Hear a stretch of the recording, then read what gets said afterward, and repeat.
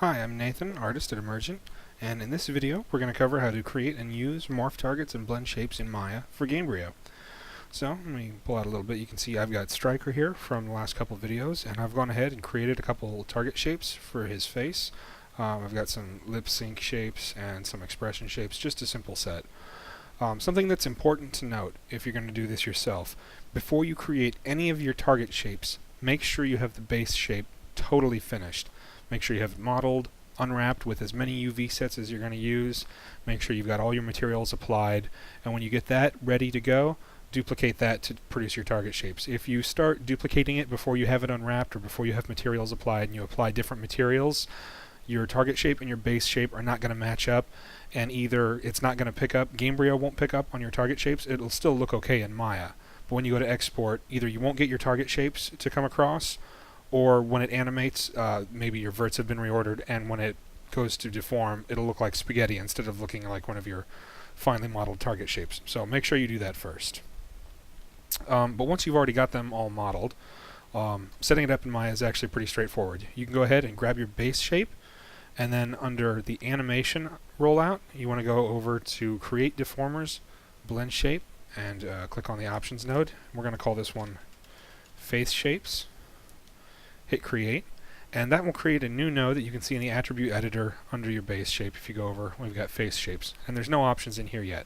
So to start associating target shapes with this, you just grab the target shape you want to associate, shift select the base shape, go to Edit Deformers, Blend Shape, Add. And now if we go over, you can select either one. It actually creates the node on both when you associate them, but I'm going to go through the base shape. If you go to the face shapes node, now we have a slider, and if I zoom in here so you can see, as I move that around, he'll go back and forth between his somber, normal look and then a big, goofy smile. It's also, something else to note is the name of this option comes from whatever the name of the mesh was. So this mesh is named Smile, so it's going to create a slider for that called Smile. If I hook up this one, which is called Shock, I'll get a slider called Shock.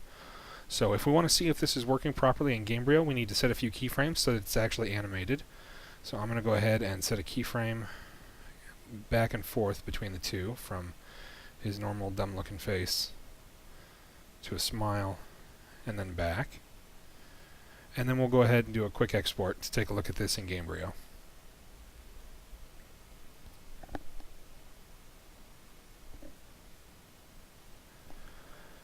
And when this pops up in Asset Viewer, we can go ahead and zoom in on his face, scroll through the timeline at the bottom, and you can see that his face animates between a smile and regular, so it's picking up on that blend shape. So now we can go back and associate the rest of these with his face, and this is pretty straightforward. Again, you can actually do these in batches. You don't have to go through one at a time. I can just go through and grab all of these target shapes, select the base shape last, go to Edit Deformer, Blend Shape, Add, and if we go over and look at that node up here, Face Shapes, you'll see it created a node for each one of these. So I'm going to go through real quick and set some keyframes on these guys so we can see it animate in Gamebryo.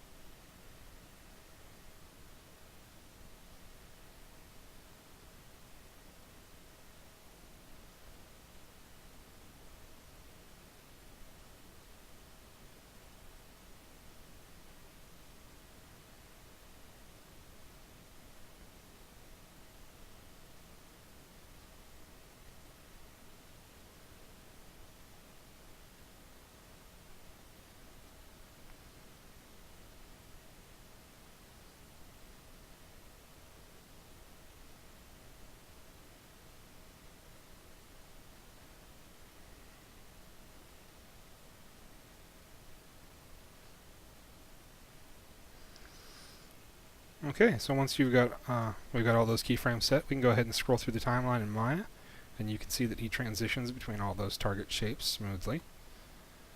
Also, when you're actually going to export your character, you probably don't want all of these blend shapes floating next to your character. If you delete them from Maya, it'll break the connection for Gamebryo, so it's better to just grab all of them and hide them, so they'll still get exported, but they won't show up, they won't be rendered, they're not going to hurt your performance any worse, just by the fact that they're there. The only way they will affect performance is that you're using a character that's got blend shapes associated with him, which is kind of expensive. So one of the other things you're going to want to do is limit how much of your character you want to use blend shapes on. So we're going to get the most bang for the buck on the character in the face.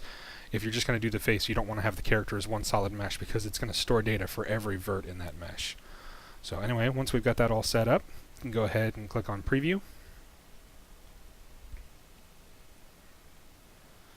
Take a look at this guy in Gamebryo. Let's zoom in closely so we can actually see the face move. And as we scroll through the timeline, you can see that all of those blend shapes came across cleanly. And it's important to go all the way through and look at all the blend shapes because most of them could come across okay, and maybe there's just a problem with one shape. And unless you actually animate to that blend shape in Gamebryo, you're not going to see the problem until it comes up. So anyway, that's how you set up blend shapes and morph targets for use with Gamebryo.